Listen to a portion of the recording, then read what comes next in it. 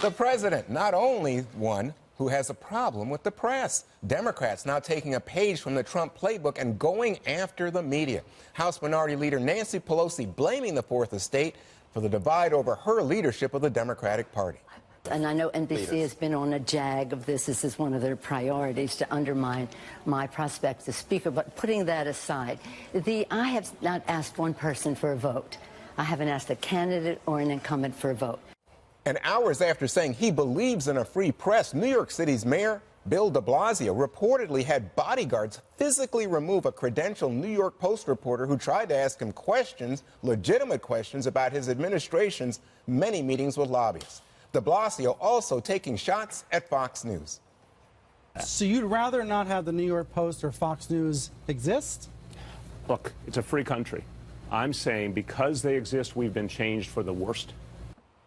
So, Jesse, you're going to stick up for NBC here and say they're doing right, or you're going to say, hey, wait, they went after Trump, too? Well, here's how NBC operates, and all the media does the same thing. They'll find a story, they'll seize on it, and they'll try to exploit it for partisan gain. For instance, I don't think people at NBC necessarily like Pelosi, so they're trying to create a little bit of an anti-Pelosi wave, and this is how they do this.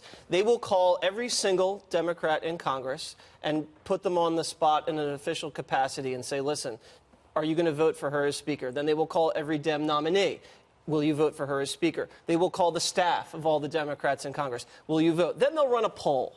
And then they'll do a few deep dives and some think pieces, and then they'll maybe book the opponent, and then they'll have a debate on CNN. So they foster this crazy scrum that then forces the hand of politicians. They could have done this with Dianne Feinstein. You know, she had a mole from China working for her for 20 years. They could have asked every senator on the Republican and Democratic side, do you condemn this? Do you feel comfortable with her? They could have asked her opponent out in California. So they can foster these types of the momentum to have people apologize or step down. And when they choose a target, they're relentless, and they can really... This is a Democrat, so Trump says NBC, fake news, all that. But now they're going after Pelosi. So, Kennedy, how do I make sense of this? What's going on here? Well, I think you see the president talking about fake news, and he gets very frustrated that some of these big outlets, like the failing New York Times, are coming after him, and they are quite relentless. So I think what this does is the competing biases actually negate each other.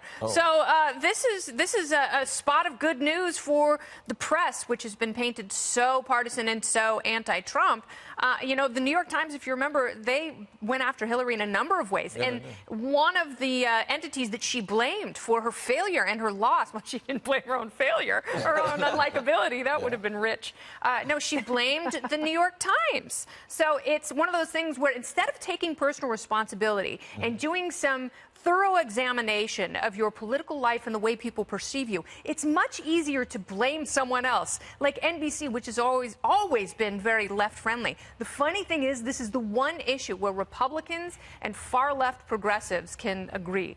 None of them like Nancy Pelosi, and she is a great campaign tool for all of them. Well, so Dana, is it a matter of an adversarial press angering all of our politicians?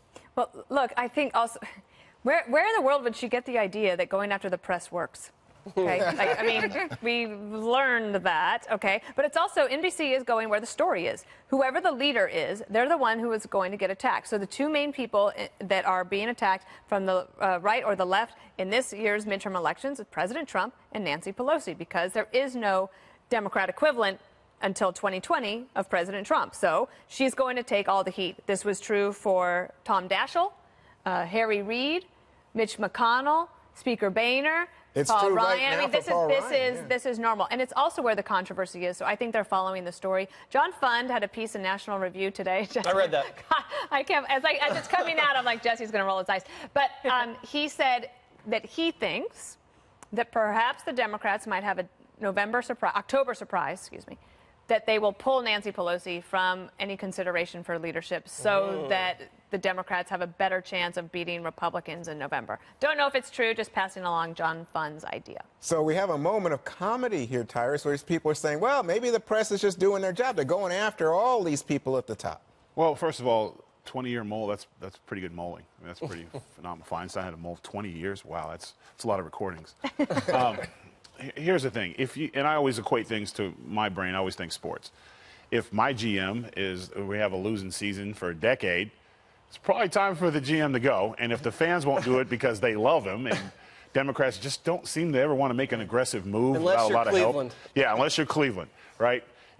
So let's just say that maybe NBC's a little bit to the left, and they might want to use their platform to maybe get that horrible GM out. Yeah. So they start early now. Maybe one of the players will get up and be like, you know what, I'll take that job. Like, this is a great idea for me. I think it's more they're trying to ignite the base and they're trying to ignite their party. Do something.